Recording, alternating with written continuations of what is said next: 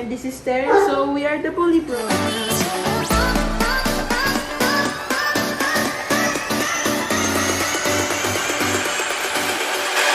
So our content is about bullies. So we have two bullies. It's Roxy and ano name ng dog mo? Say Chip. Chip. Oh, we get Chip. Okay. Let's get Chip. This is my little brother's dog. Say hi, Chip. Hi, I'm Chip. I'm part of the BullyBros. First of all, Roxy, the first dog that you saw was 3 months to 4 months. So, and this one is already 2 months. So they're just, so his birthday is November and Roxy is October. So Roxy is the very oldest from him. So this guy is a boy and Roxy is a girl. Boy. So they're like boyfriend and girlfriends, right? Yes? Yes. Our bullies like to eat rice because when they eat dog food, their poop is like kind of, how you say, bebe, you say, Dog. say squishy. Squishy and it has blood. No, not the dog is squishy, the poop. Because of its poop, so all the dog food that they ate, all of them came out very bad. But when we tried rice, their poop is very good. So it's very hard and it's more easier to clean up. Because a dog is like a responsibility, like cleaning the dishes, cleaning your room, making up your room, doing homework. It's like that. But this one is you're really taking care of something alive. Yes? Yes, that is correct. This one is an exotic one, and this one is more a classic, but mostly other people would refer to the classic, but exotic is like more kinda rare and more a little bit pricey than the classic. As because of my dad, so I know some stuff that he knows, so when I see him do some things, I know what to do. When like I'll just ask questions like kunyari, Dad, how do you deworm? It's like when the days like this, when your puppy has something wrong with it, or your adult dog, and when do you need the vaccine for your dog, or something like anti-rabies, deworming, and what else? When it has a cold, you need to like take care of this like that. When how you do the puppies, when how will you take care of the puppies? We'll show them those stuffs as we go along, right? Yes, cause that's what are the BullyBros. Say yes. Yes. Yes. We got Chip. He was really more thinner than this, right, Roxy? Because when we got Roxy was really already fat when we got her. But this one, Chip, he was so thin, but now look at him. He has more flesh inside of him now. So if you're gonna buy a classic, it's mouth is really like kind of long like a chihuahua, but very more bigger than it, not thinner. And the tail is like this, and so you can see as well from the back there's a difference. So exotic is more kind of big.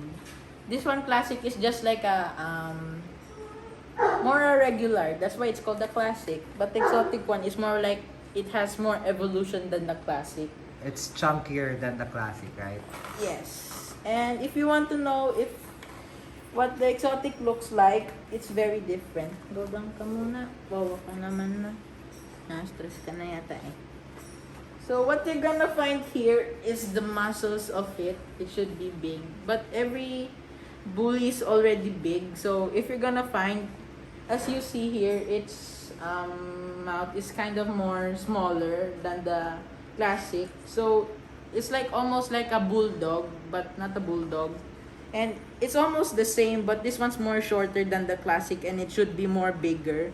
And every part of it is real big. As you saw from the classic one, was kind of small, but almost the same.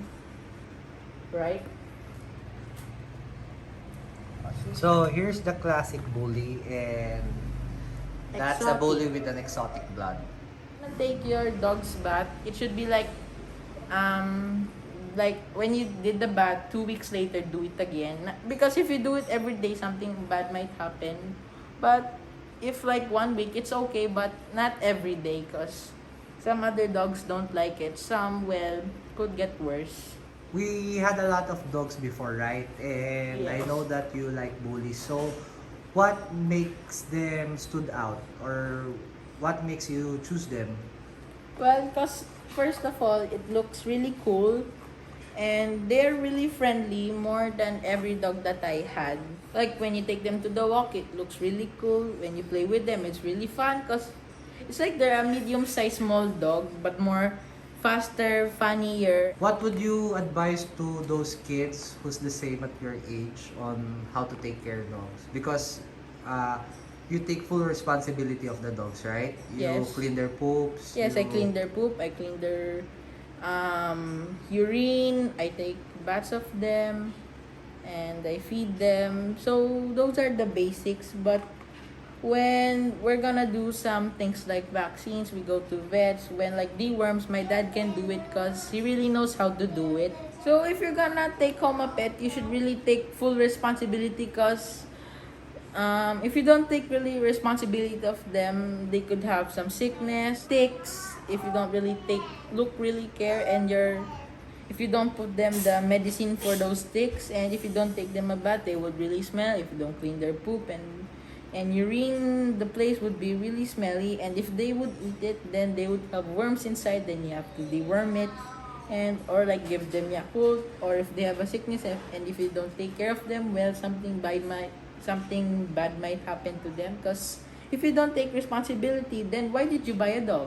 On the next videos, we'll be teaching how to take care of them, what to do when something might bad happen, or how to do this stuff, how to like feed them, how we feed them, how we take a bath of them, how do we medicate them, how do we take off the ticks, because many dogs have many ticks on their body, and some owners don't really take care of it because they feel like ticks are just nothing. But ticks are really bad, because when you just remove the tick, and it's what do you call this, when, because there's like two blades from its mouth. When you remove it, the blade stuck, and some bacteria will go inside your dog.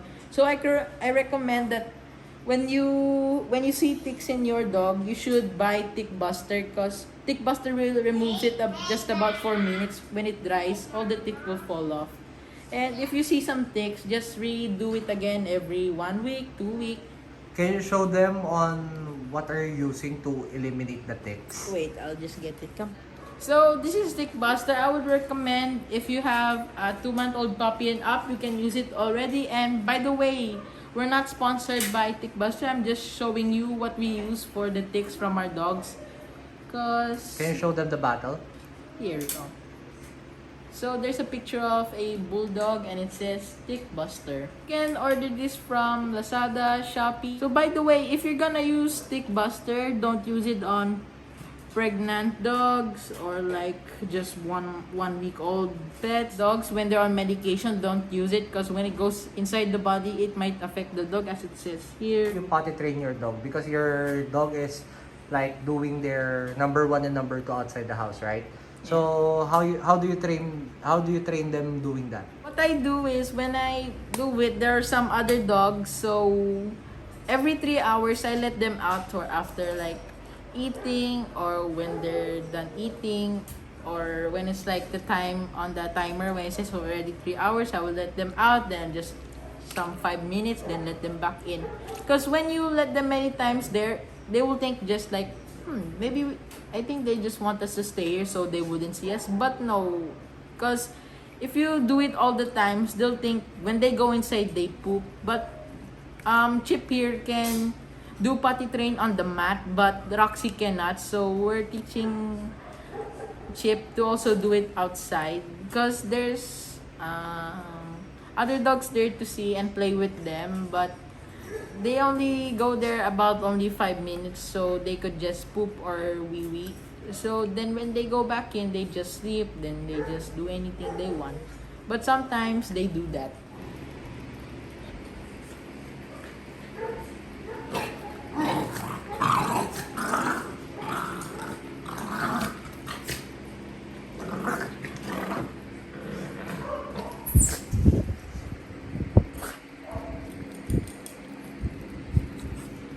So I hope I see you on the next vlog. But by the way, we're the Bully Brothers, but my brother's not here, so there he is. So please subscribe and just wait for another video because that's really fast to come out.